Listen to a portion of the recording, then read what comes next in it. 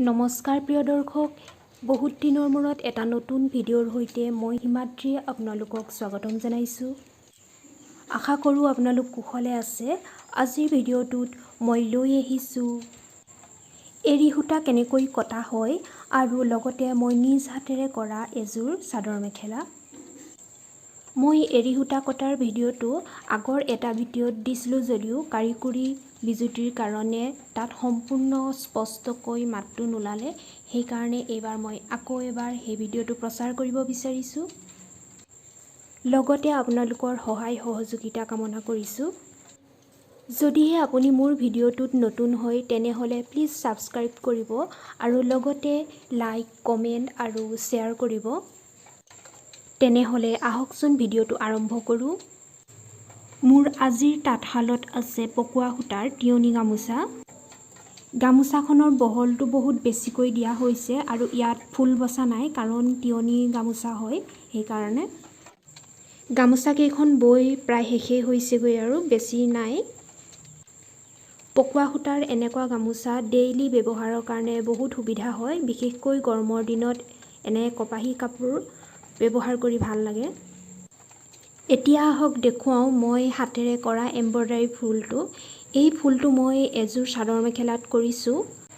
বিভিন্ন ৰঙৰ দলি গুলিৰ সূতা দি মই এই ফুলটো বনাইছোঁ।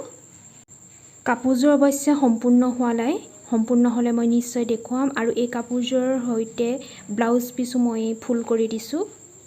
ফুলবোৰ মই অলপ ওচৰৰ পৰা দেখুৱাই দিছোঁ। এই ফুলখিনি মই চাদৰৰ আগটোত দিয়া নাই, মাজ অংশত দিছোঁ। কেনেকৈ দিছোঁ মই সম্পূৰ্ণকৈ দেখুৱাম পিছত যেতিয়া কাপোৰযোৰ সম্পূৰ্ণ হ'ব। মোৰ এই চাদৰ মেখেলাযোৰ একেবাৰে চিম্পুল আছিল, সেইকাৰণে মই ভাবিলোঁ যে এনেকৈ ফুল কৰি পেলাওঁ। মোৰ এয়া প্ৰথম চেষ্টা। আপোনালোকে কেনেকুৱা হৈছে প্লিজ কমেণ্ট বক্সত জনাবচোন। ফুলখিনিত মই কেইবাটাও ৰঙৰ দলি গুলি ব্যৱহাৰ কৰিছোঁ, ক্ৰমে হালধীয়া, সেউজীয়া, নীলা, ৰঙা, কমলা, বেঙুনীয়া এইকেইটা ৰং মই ব্যৱহাৰ কৰিছোঁ। কি ৰং ব্যৱহাৰ কৰিছোঁ মই ইয়াৰ পাছত আপোনালোকক দেখুৱাই দিম। আপোনালোকে প্লিজ মোৰ ভিডিঅ'টো শেষলৈকে চাই থাকিব। কাপোৰযোৰ দেখিবলৈ কেমেৰাত কেনেকুৱা হৈছে নাজানো, কিন্তু ৰিয়েলত দেখিবলৈ বহুত উজ্জ্বল হৈছে। ইয়াৰ লগতে মই আপোনালোকৰ মতামতো আশা কৰিছোঁ।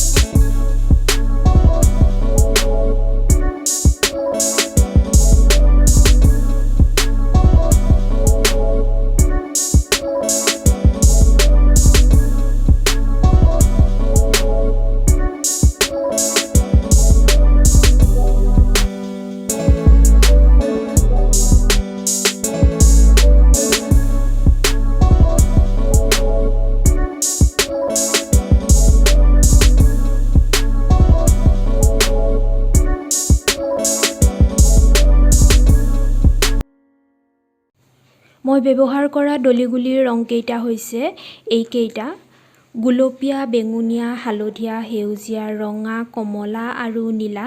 এইকেইটা ৰঙেই মই চাদৰখনত ফুল কৰিবৰ কাৰণে ব্যৱহাৰ কৰিছোঁ। এইকেইটা দলিগুলি হয়। ইয়াৰ এটা দলিগুলিত 30 টকাকৈ লৈছে আৰু সকলো কাপোৰৰ দোকানতে এনেকৈ দলিগুলি আপোনালোকে বিচাৰি পাব। এনে দলিগুলিৰ সূতাবোৰ পিছল হয় আৰু চিলাবলৈ কষ্টকৰ হয় যদিও আপুনি যদি চুটি কৰি সূতাবোৰ লয় তেতিয়া ইমান কষ্ট নহয়। মই সূতাবোৰ চিলাওঁতে 4 দলীয়া কৰি লৈছোঁ আৰু বেছি দীঘলকৈ লোৱা নাই, মাত্ৰ এহাতমান দীঘল কৰি লওঁ। তেতিয়া সূতাবোৰ একেবাৰেই জঁট নালাগে আৰু এই সূতাটোৰে কৰিলে ফুলবোৰ উজ্জ্বল হয় আৰু এটা জিলিকনি আহে। মই সেইকাৰণে এই সূতাটোৰে ফুল কৰি বহুত ভাল পাওঁ। এতিয়া আহিছোঁ আচল কথাটোলৈ, অৰ্থাৎ মই দেখুৱাম বুলি কোৱা এৰী সূতাবোৰ। এইবোৰেই হৈছে সেই এৰী সূতাবোৰ যিবোৰ হাতেৰে ঘৰতে কটা হয়। এই সকলোবোৰ সূতা ঘৰতে কটা হৈছে। কেনেকৈ কাটিছোঁ মই আপোনালোকক দেখুৱাম। এটা তেনে অকণমানি সাধাৰণ যন্ত্ৰৰ সহায়ত এই এৰী সূতাবোৰ কটা হৈছে আৰু কিহৰ পৰানো এই এৰী সূতাবোৰ বনাই তাকো দেখুৱাম। আপোনালোকে নিশ্চয় জানেই এৰী চাদৰ বোৱা হয় আৰু এই এৰী চাদৰবোৰ আজিকালি একেবাৰেই পাবলৈ নাই। যদিও কিছুমান এৰী চাদৰ ওলায়, সেইটো সম্পূৰ্ণ পিয়'ৰ সূতাৰ নহয়, মিক্স কৰি পেলাই এৰী চাদৰখন বয়। কিন্তু মই যিটো সূতা দেখুৱাইছোঁ এইটো সম্পূৰ্ণ এৰী সূতাৰ পৰা বনোৱা হৈছে। আৰু এইয়া যে দেখুৱাই আছোঁ এইবোৰ কি জানেনে? এইবোৰৰ পৰাই এৰী সূতাবোৰ বনোৱা হয়। এইবোৰ হৈছে এৰী পলুৰ বাঁহ আৰু এইটো যে মই হাতত লৈ আছোঁ এইটোৱেই সেই যন্ত্ৰটো য'ত এৰী সূতা বনোৱা হয়।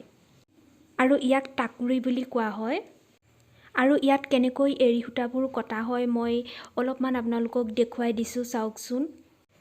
এই টাকুৰিটোত এডাল সৰু লাঠিত এখন গোল তক্তা লগাই দিয়া হৈছে আৰু এনেকৈ সূতাবোৰ টানি টানি সেই লাঠিডালত পকাই থকা হৈছে।